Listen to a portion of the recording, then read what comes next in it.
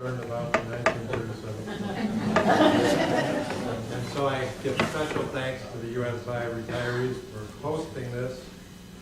And also, I have to mention on campus a couple of people and offices, particularly archives and special collections, which have been so supportive over the years. Archivist now is Jennifer Green, and she's doing a wonderful job.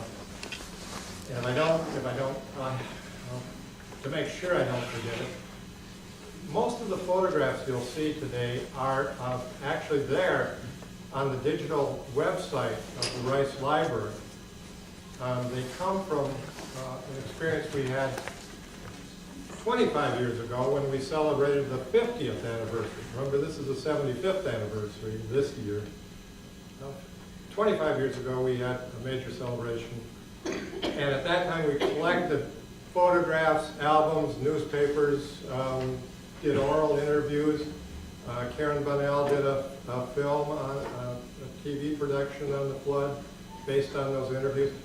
But in any case, what I'm wanting to say is that if you're really interested in these images of 1937, which start with this picture by Tom Miller, which really comes from the Carl Connect album.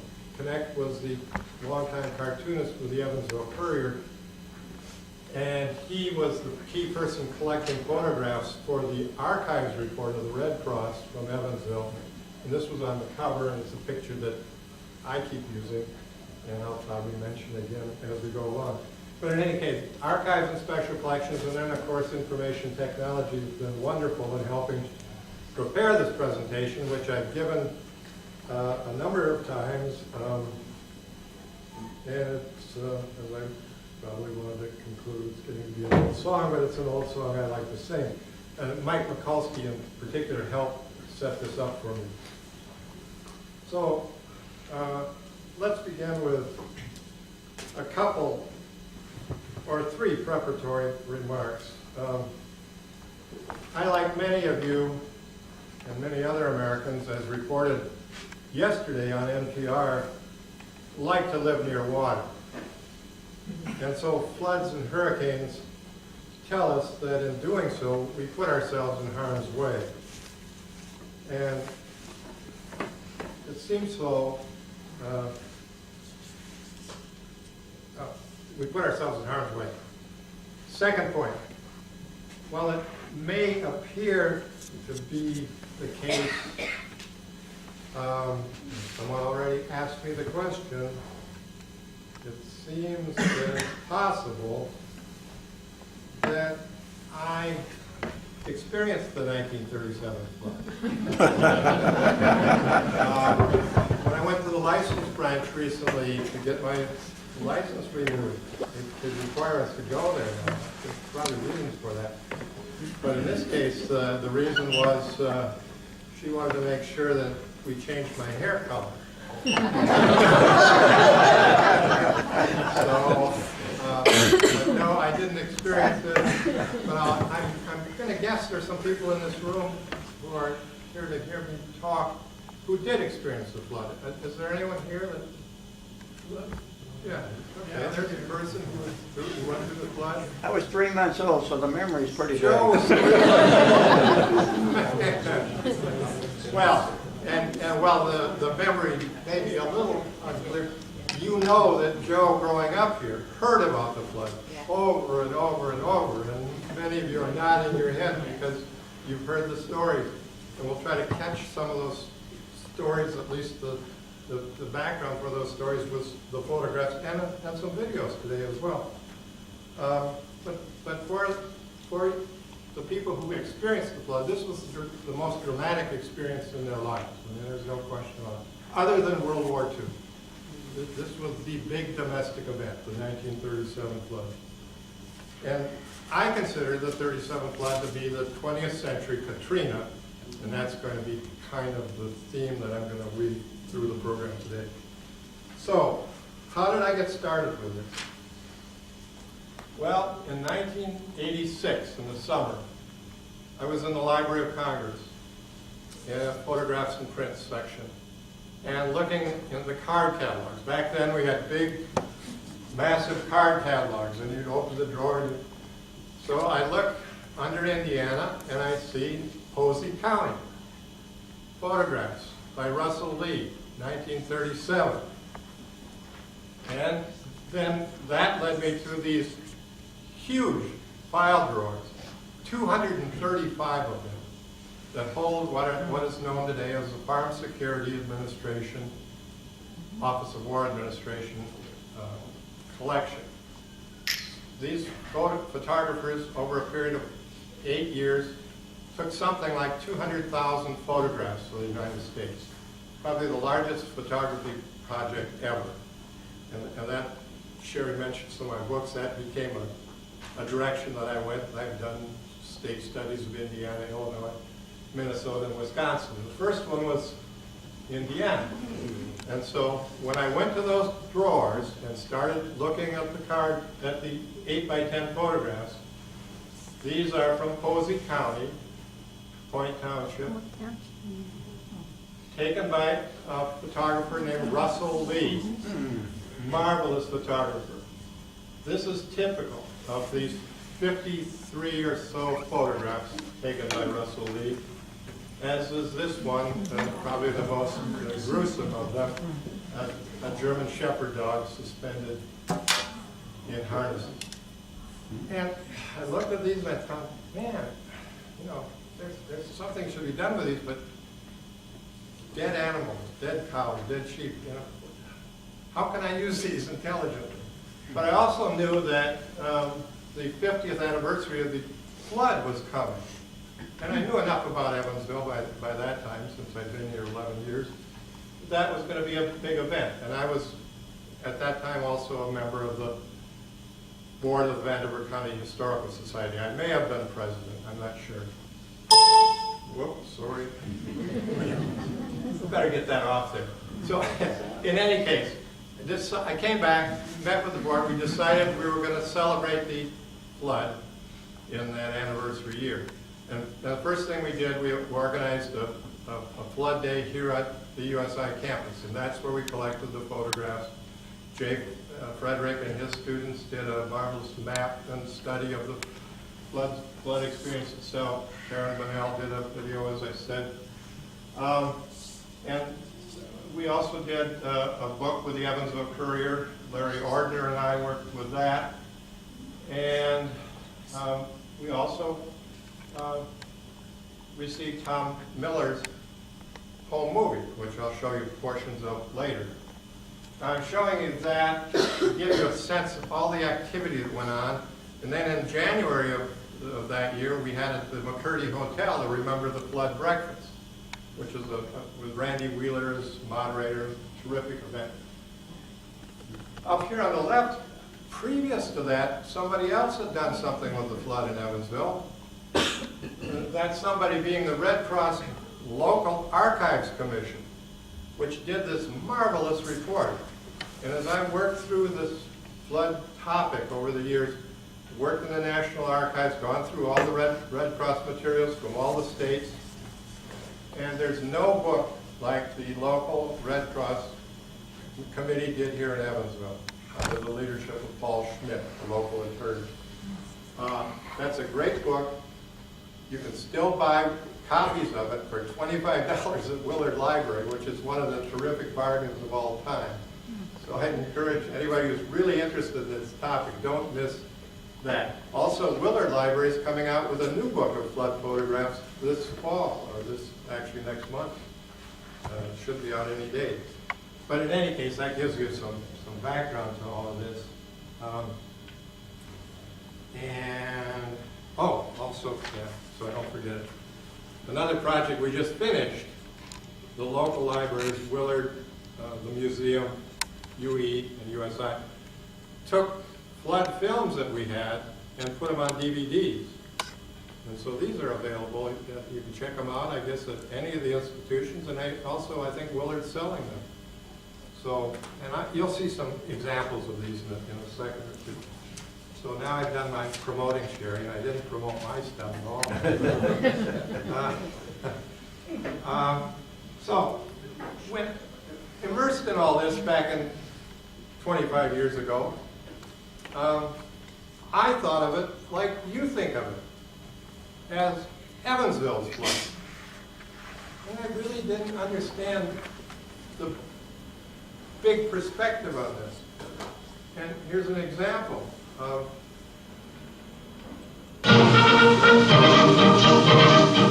Mother Nature has gone on a rampage in the Ohio River Valley. An early thaw and seemingly endless rain is sending the Ohio River over its banks, inundating thousands of square miles of fertile land and numerous towns and cities. In Evansville, Indiana, thousands are being evacuated as the waters rise to new record levels each day. And as the Coast Guard rushes to rescue citizens, others are working round the clock to keep the city's water service and electric power station in operation. Countless residents are leaving the city over flooded roads toward higher ground. After the safe evacuation of the population, the Coast Guard turns its attention to saving the farmers' stock.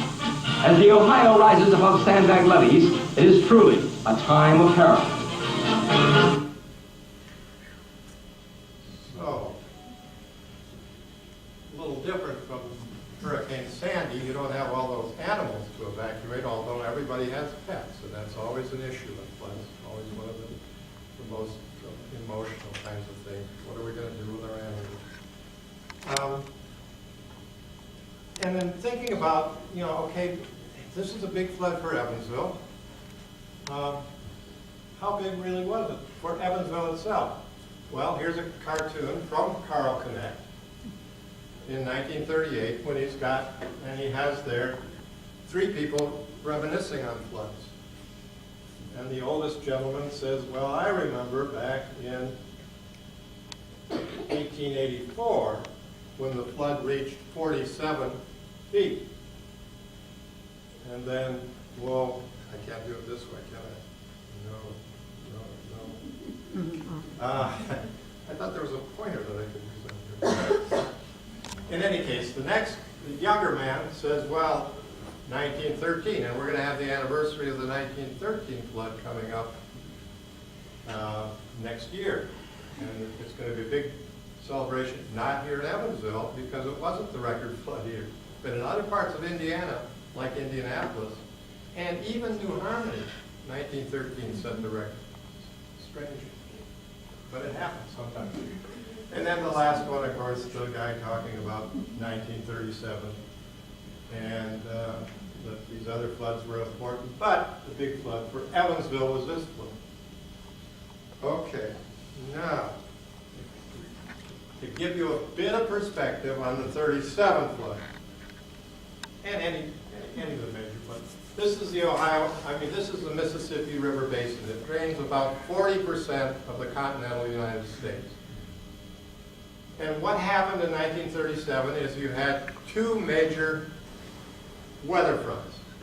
One off the East Coast and one up in Canada. And they got stalled. And the weather just kept being pulled up from the Gulf of Mexico, bringing rain to the Arkansas Red and White River Valley, to the Tennessee Valley and lower Mississippi Valley, and to the Ohio Valley. These other 2 areas not affected very much at all. If we ever had a situation where all those were affected at the same time, then you would really have a flood. It wouldn't just be a 500-year flood, J, or a 1,000-year flood. It would probably be a 10,000-year flood. Anyway, in this case, the rain started in December, and they kept coming, and they kept coming, and they kept coming until by the middle of January, pretty much the Ohio was above flood stage virtually everywhere. And then down, and also Arkansas and the Red and White Rivers there also at flood stage.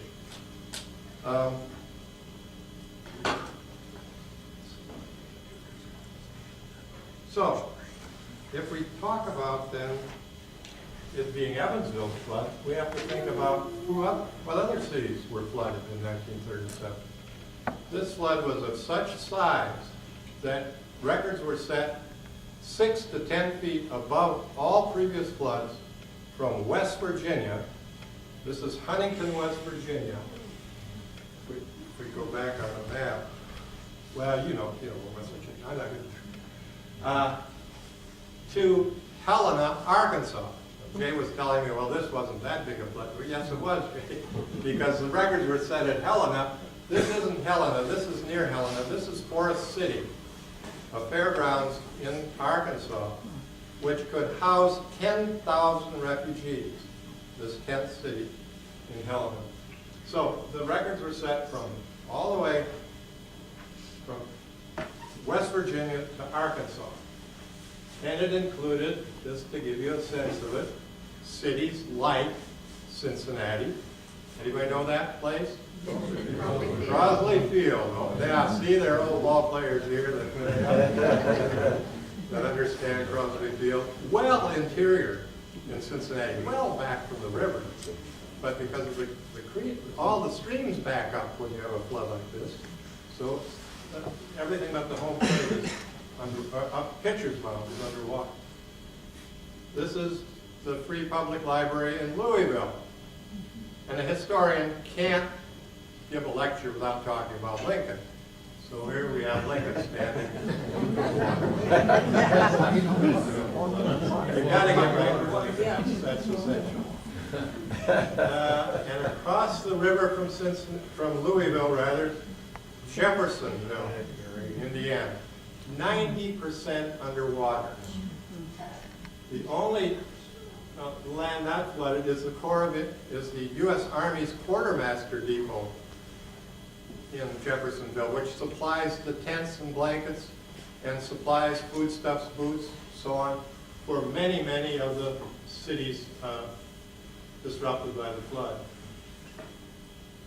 And this is a picture of Paducah, Kentucky, downriver from Evansville. Again, 95% underwater in the 37 flood.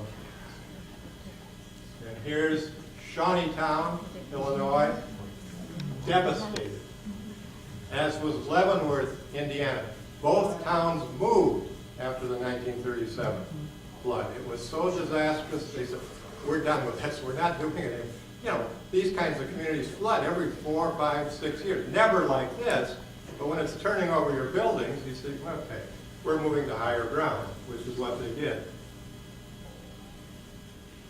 This is a picture of the flooding at Cairo, Illinois, right at the confluence of the Ohio and Mississippi, an area where you'd expect the worst kind of flooding. A town that had so much potential, but because of this kind of situation, could never really realize that potential. And across the river from Cairo, following the 1927 flood, which I'll talk about a little bit in a minute or two, to prevent further disastrous flooding down the Mississippi River, because that was the big lower Mississippi flood, the Corps of Engineers built a spillway that paralleled the Mississippi, so that if the water got so high in the Mississippi, if they opened this spillway down the boot hill of Missouri, the water would flow down there and take pressure off flooding on all the downriver cities like Memphis, for example, or Cairo itself. It would help protect Cairo. So this is the dynamiting of that spillway that was built following the 27 flood. It was dynamited in 37 for the first time, meaning all those farmers who had all that good cropland through the boot hill of Missouri, paralleling the Mississippi, they're all forced off their homes. They all have to evacuate, and most of them don't return, and none of those little towns to any degree at all have ever really been restored. And this then is that same spillway. In the year, what year, Jay? Last year, wasn't it? 2011. For the second time in history, the Corps of Engineers opened that spillway. You probably remember the headlines about that. And again, the people who had drifted back into that area, but this time well, both times they were supposed to know. I mean, they were supposed to be warned and alerted, but you know, this is going to happen to me, and they stay. And so that's the dramatic picture of the spillway in 2011. They dynamiting there, that explain the lights? Yes. I think it's dynamite. Yeah, that's the way they do it. Yeah.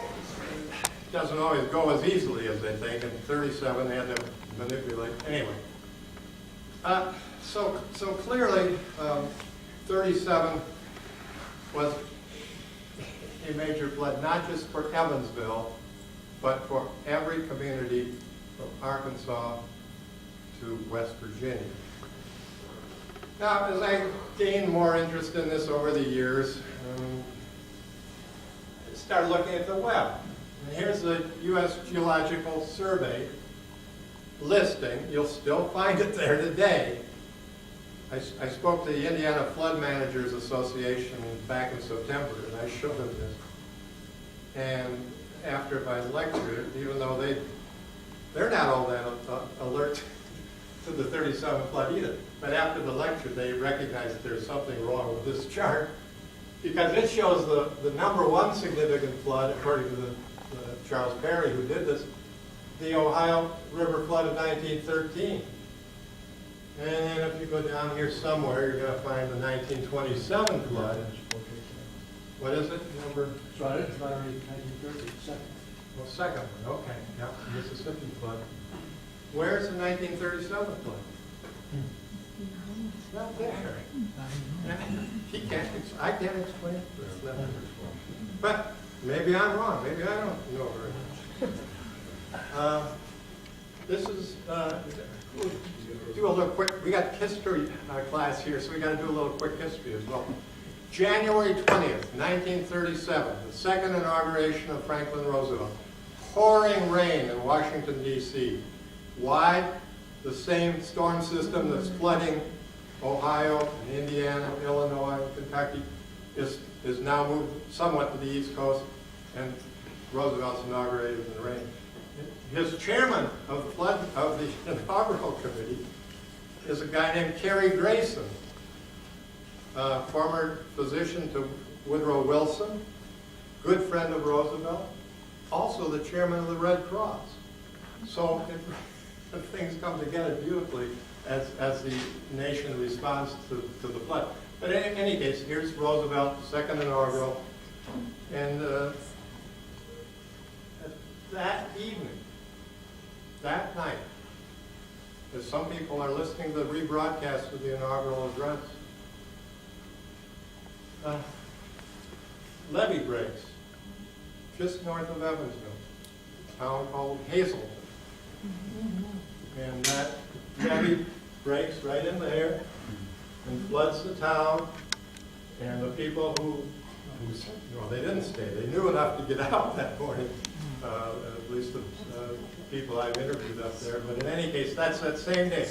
And that same day, January 20th, 1937, the Coast Guard, with a Red Cross official who actually grew up in Mount Vernon, named Charles Carr, sent here to help supervise things, calls for 6 Coast Guard boats to come from Chicago to help the Evansville situation, as they know it's going to get worse. So that gives you a tiny bit of background on January 20th and the confluence of events. Kind of a neat story. You got inauguration, you got the first real break in the levee system, and you've got Coast Guard boats on the way to Evansville. So, you would think that you'd find some of this in studies of Franklin Roosevelt or of the New Deal. But if you look at any of the major studies of Franklin Roosevelt, Gene Smith's or the new H.W. Brand's or the multi-volume Ken Davis, no mention of the 37 flood. Nothing. You won't find a word. If you look at the standard histories of the New Deal, Bill Luxemburg's or David Kennedy's, no mention of the 37 flood. So in preparing for this lecture, I thought, well, I'll give you a little background on some other flood events and disasters in American history. The 1927 flood, who was president? Calvin Coolidge. Who was his Secretary of Commerce, actually, but who directed his flood relief efforts?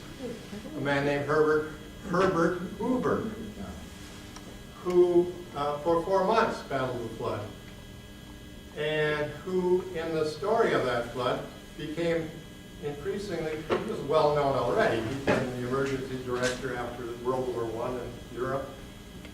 But he got fame and attention from the 27 flood that led, in some ways, to his election as president in 1928.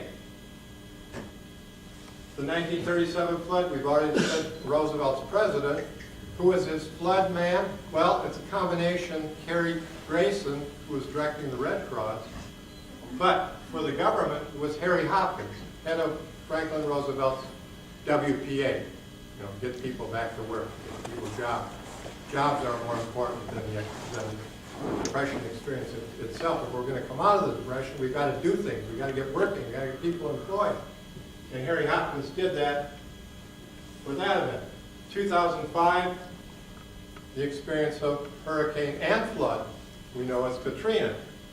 President George Bush, his FEMA director, because FEMA, the Federal Emergency Management Organization, had been created in 1950. So no longer is the Red Cross the direct responder. The responder is is FEMA in combination with the Red Cross. And a man named Michael Brown is in charge. And you know the story there. Brownie, you're doing a heck of a job. One of the great tragedies of government administration. Just botched and bungled all the way through, from the president all the way through the whole experience. And then, of course, 2 weeks ago, with Barack Obama as president, who's director of FEMA? A guy named Craig Fugate, who had been emergency disaster director for the state of Florida for 8 years. Came filled with experience and did a heck of a job.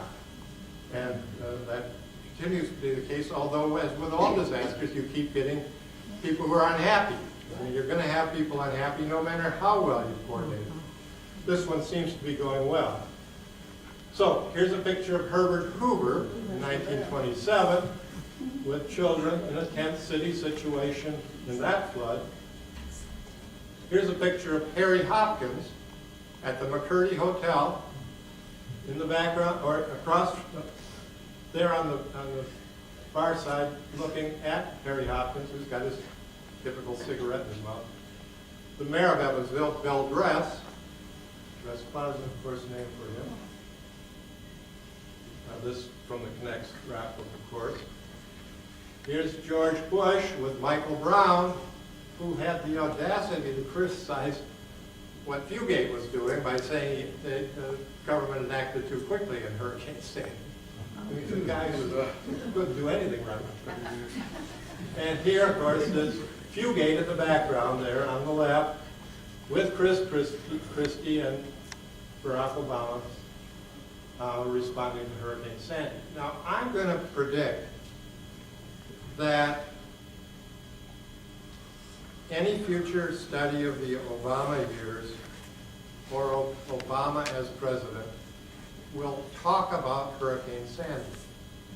If for no other reason, then it's got that element of how did it impact the 2012 election? And in the same way that John Barry, when he writes Rising Tide about the 1927 flood, can speculate about how important that flood was for Hoover's election. But again, you've got this mystery. Why don't we have, and anybody who writes about Katrina or George Bush, anybody who writes about the Bush years or about George Bush cannot ignore Katrina. I mean, that was just too much a part of the Bush presidency. So again, we got this mystery. Why? And I don't know that I'll solve it, and I won't. But in any case, why all the attention on the 27th flood and so little on the 37th flood? The Red Cross does reports after each disaster event. I think the 37th flood was disaster 2027 in the history of the Red Cross, something like that. So they've been on the line for many, many years since the organization was founded. So if you look at these two studies, I'm going to just show you, before we compare the two, the flood map from the 37th study. Nicely done in color. It opens up when you have a copy of the book. But in any case, you can see all the various relief camps, tent cities, so on, of the Red Cross. And you can see the magnitude of the flood in blue on the map. And it's a neat illustration. Okay, so what I did then is take these two studies and compare them. And say, okay, we hear all this about the 27 flood. We got this major book that tells us about the 27 flood. We have nothing on 37. At least when I did this, we didn't. And so if you look at the chart, what do you see? You see the 27 flood involves 7 states, primarily rural states. The 37 flood involves 12 states, and they're both rural and urban. They're cities like Cincinnati, Evansville, Louisville, Memphis, Helena, Arkansas. They're cities. If you look at the number of counties, more counties affected. If you look at the square mileage, about 3 times the square mileage. If you look at the number of people who had to leave their homes, 700,000 versus 1.5 million in 37. If you look at the number of deaths, there it's, the 37 flood is not as traumatic. And actually the 1913 flood had even more deaths. So maybe if you make deaths the fundamental thing you're looking at when you talk about floods, maybe that's why that 13 flood comes up higher. I don't know. Number of camps, places where people could go for refuge. Sometimes camps were box cars and trains along railroad tracks, so on, but 10 times the number in 1937. Over 1,500 refugee camps. If you look at the number of boats that were used, 1,300 versus 7,000. And the Coast Guard, if you go look at, you students in the back, if you look at the U.S. Coast Guard's history, this 37 flood was the most important event in the history of the Coast Guard domestically. They did more, they did save more lives, save more people, use more craft and equipment. If you look at the money raised by the Red Cross, 10 years later, $8 million more raised in 37 than in 27. Inflation, not much of a factor here, so that's a pretty fair assessment. And if you look at federal monies expended, a really hard thing to get at, and I'm not sure I'm comfortable with these numbers, but in any case, Hoover's administration, Coolidge's administration with Hoover was willing to give loans, was willing to give help, was willing to put federal dollars behind things, but roughly estimates 2.5 million versus 13 million. Again, there seems to be, to me, no question about the magnitude of the 37 flood. And finally, someone came along and said, yeah, I think that's right. And he wrote a book in 2011, a guy named David Welke of Central Arkansas, a really good book. If you're really interested in the overall flood itself, this is a really good study. And so now we're going to do Evansville, a little Evansville emphasis, which I come back to. I come back to because of this audience and because it's obviously something we want to know more about and understand better. So here's the map of Evansville, and the flooded areas you would quickly recognize, and we'll see this in the material as it goes along. But primarily the east side, Washington Avenue and south, without any question. Riverside, we'll get dramatic images of that. The north side, you go up First Avenue. Well, we'll see a picture or two there. Not as, oh yeah, we'll see the airport. And you say, why? Why the north side? The river's down here. Why the north side? Why do we have all this major flooding on the north side? Pigeon Creek. Yeah, it floods the north side, and it floods it back.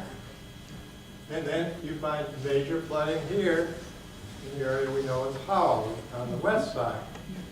And you'll see that Howell is actually cut off from the city during the flood itself. And so here's an overview, aerial, of course, the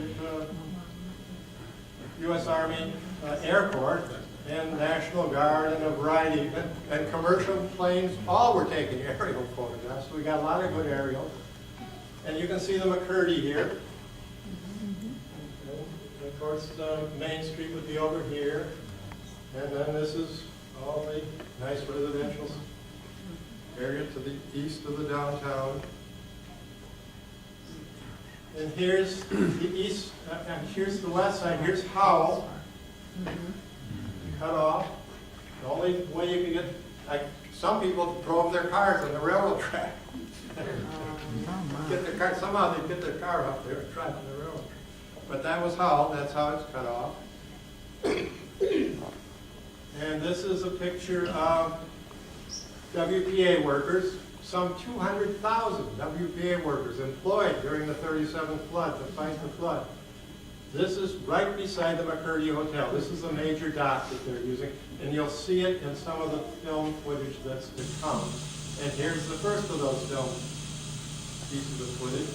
This is from William and Ellis Carson. If I'm not mistaken, he was a president of Serval, and the film they did was really good. I mean, they've got captions, they've got newspaper clippings that start the film out.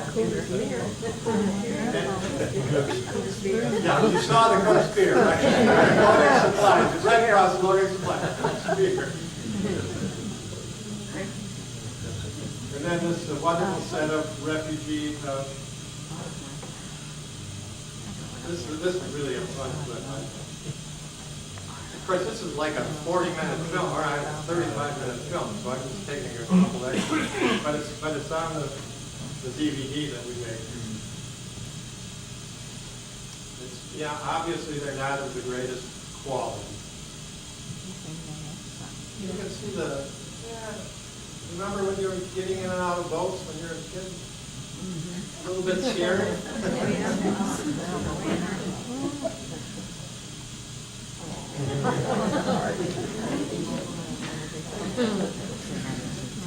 The face of a refugee. Yeah.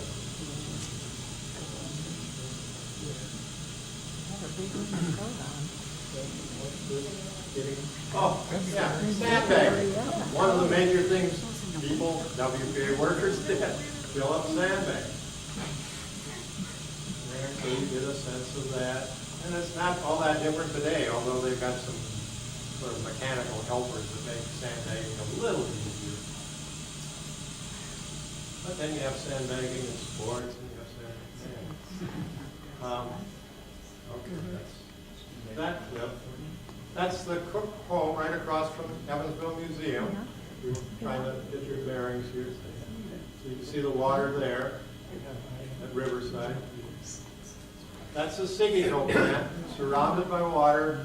A.B. Brown kept his guys working, and they kept power to the city of Evansville,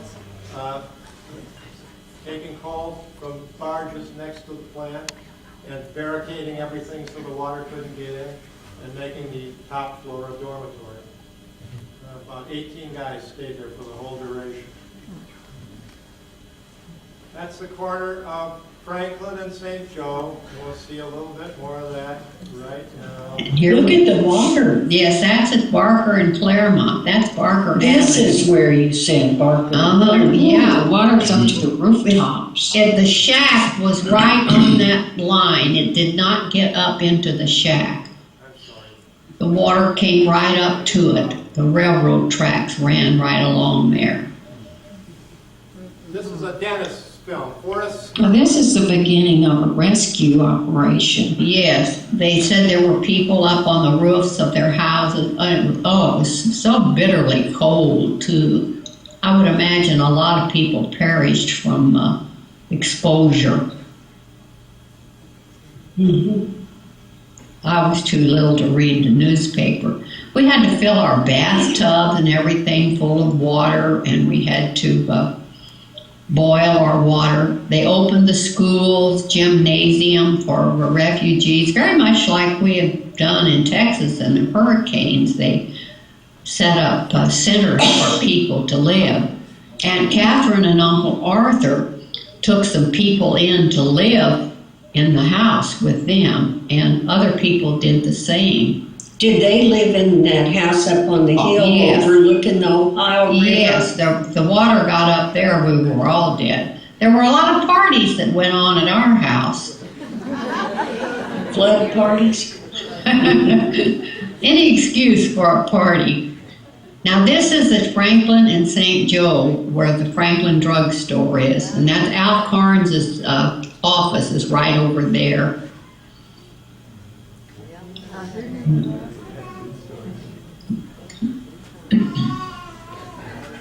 Cindy, was that little restaurant we were talking Yeah, about? I think we'll see it again here in a minute. They had the best soaks, which is barbecue on a bun, and we were allowed to walk from the school and eat lunch out in those days, and a soak was 50 cents and a Coke was a nickel. Yeah, we didn't have a school cafeteria either. So that was a film that was just recently put together by the daughters of a dentist locally whose name was Forrest Snurpus. And these two daughters got together and they obviously did a really good job with it.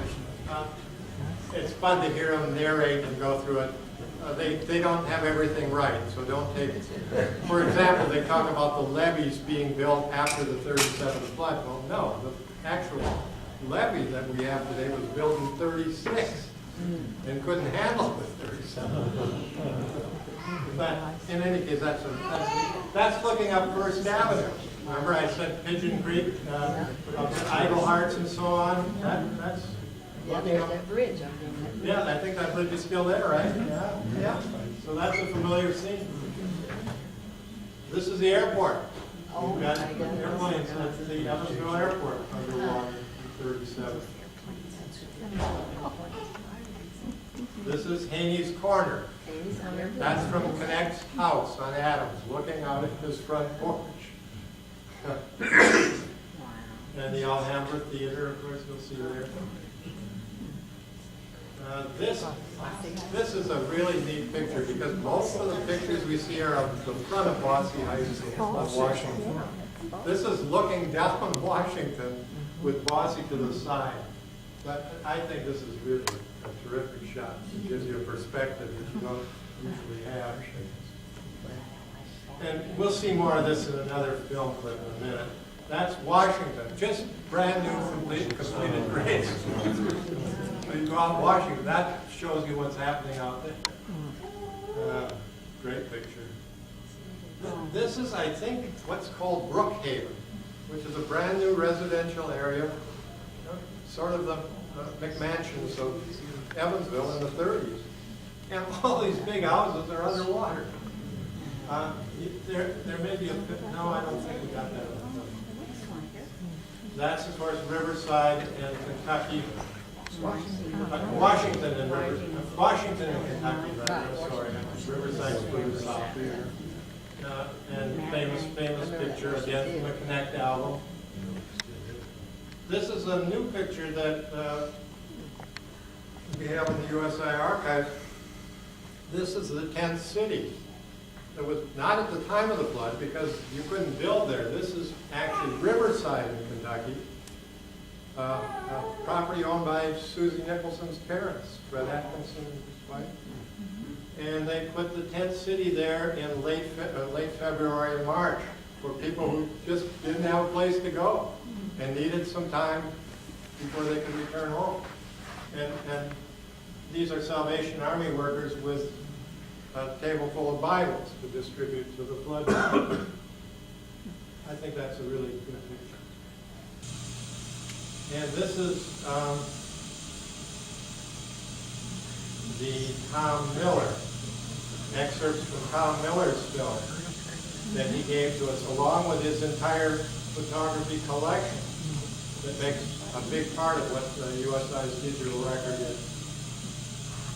This is not narration, so you're not getting jarred out of your seats by that. We knew when we set that up we were going to have trouble, but I didn't know I couldn't pull it all the way down. But this is Tom Miller going, it's about an 8-minute film. It's one of these DVDs is this film itself. Some of you remember Dick Mills. Dick Mills spent hours getting this film prepared. See the postcard boats. Postcard people. That's a Fosse. That's Fosse High School. Yeah.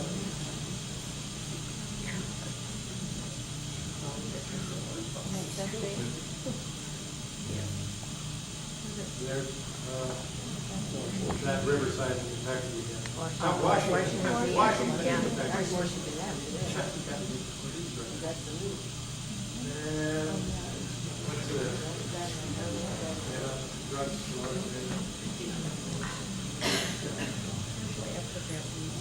That's that same corner. There were like 3 gas stations on that corner. They were all underwater. Up to the over the gas, up to the heads of the gas. Yeah, there you can see. That's looking down one of the major east-west streets. There's a streetcar.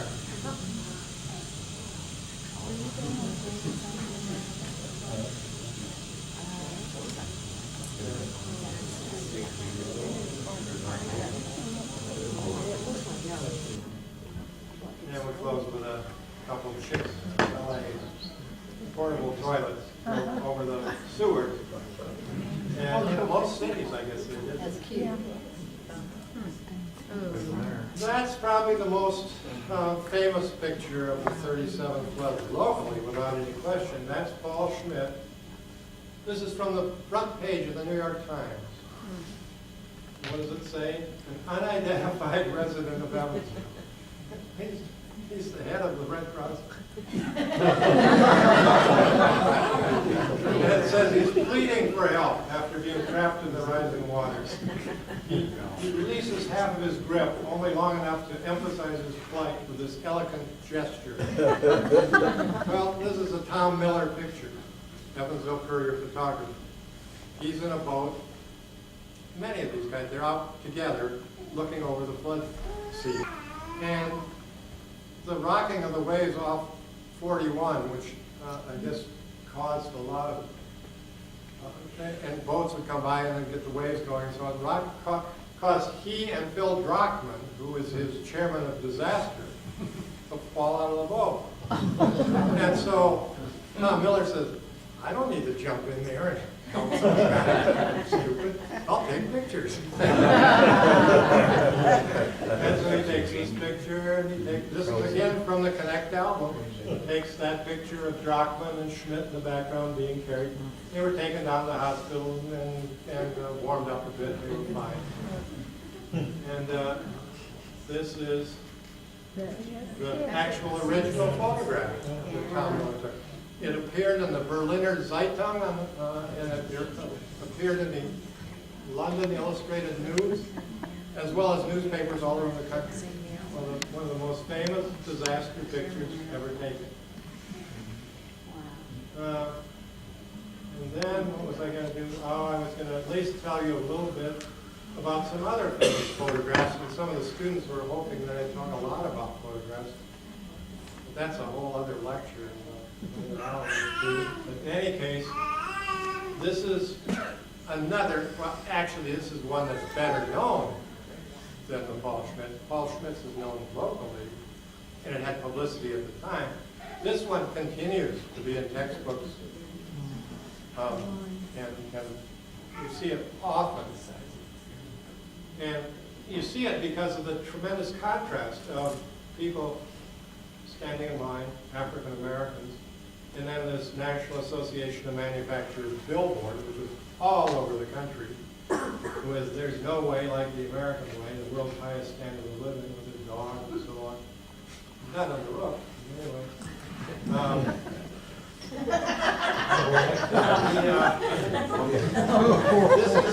This is flood refugees. That's what this picture is of.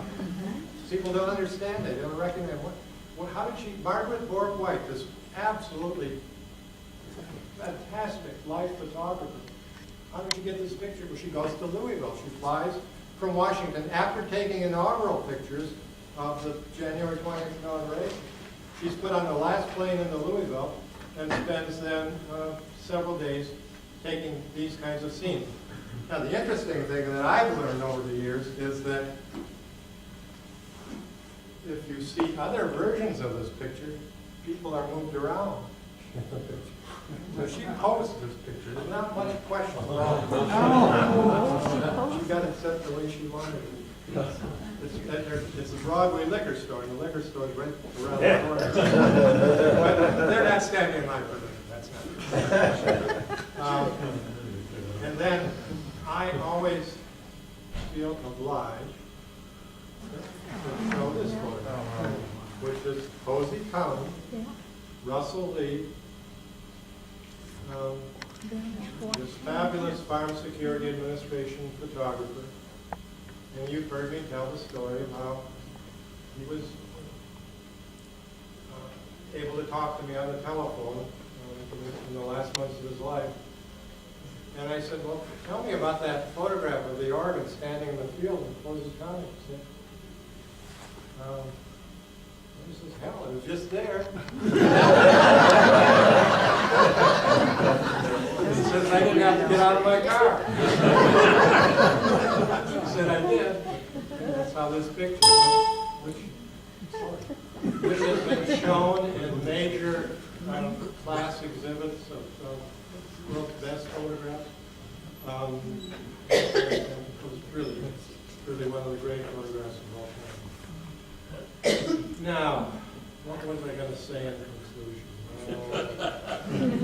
Hey, you know I could go many groups. People say, can it happen again? Yeah, it could happen again. But what have we done to prevent it from happening? Not just building reservoirs, not just building levees, which primarily is what we do on the lower Mississippi. The levees up. This side builds it up. In the early years, before you had Federal Corps of Engineers regulation, Arkansas would build it up on this side, and then Tennessee would build it up on that side, and then Arkansas would build it up higher here. And then. So you needed some, anyway, but it was levees, always levees, levees, levees. What do we do on the Ohio? Reservoirs. Like Patoka Lake. It's a huge reservoir. I thought that stretch along Diamond, the Diamond and First Avenue, that really unattractive area there, I thought, gosh, that must be one of the things we built after 37, but no, that's been there before the 37 flood. People have enough sense to know Pigeon Creek's going to overflow, and by golly, you don't build there. And so that's why it's there, and it's important, it serves a purpose. Kentucky Lake and Barkley Lake, part of the Tennessee Valley Authority. They're there in part to provide protection to Cairo. And it can lower the river about 3 feet, if I'm right on that, I think by the water control in Kentucky and Barkley Lakes. And there are other things that are done with reservoirs under parking lots. For example, there's a lot of flood control that goes on. So we should be able to sustain a flood of the magnitude of 37, but if it went beyond that, then we'd be in the same kind of trouble. So that's one question I wanted to ask, I wanted to answer. The other, I guess, is that one of why, until very recently, hasn't there been an understanding of the magnitude of the 37 flood, and I think in large measure, it was handled so well. Local people handled it well here in Evansville. State people handled it well at the state level, and the federal government handled it well. Roosevelt knew constantly what was going on throughout the flood. He was continually on the phone and Western Union telegrams back and forth to the governors. There was no question that the administration knew what it was doing, and it had that big supply of workers, together with the Corps of Engineers, the Coast Guard, the Army, the Navy. All of those units came together, worked together, and were successful. And one study has even suggested that because we were so imbued with disasters, meaning the Dust Bowl of the 30s, and the economic disaster of the Depression, This kind of disaster, even though it was of great magnitude as a flood, doesn't get the same attention that the Dust Bowl does. But it's a great story, and I'm happy to tell it, and I appreciate you being here. So.